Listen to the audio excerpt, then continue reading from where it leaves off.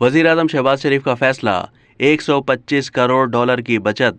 वजीर आजम शहबाज शरीफ की सिर्फ एक फैसले से कौमी खजाने को 125 करोड़ डॉलर की बचत होगी। इस फैसले से $230 फी टन पर यूक्रेनी गंदम मशरकी यूरोप के रास्ते पाकिस्तान इंपोर्ट करने के ख्वाहा गंदम माफिया के नाबाक अज़ाइम वजीर आजम शहबाज शरीफ, वफाकी वजीर खजाना और रेवेन्यू सेनेटर इसहाक डार और उनके रुफाका ने भांप लिए हैं। इसी बिना पर वजीर आजम शहबाज शरीफ ने प्राइवेट सेक्टर को गंदम की दरामद की इजाज़त न देने का ऐलान किया।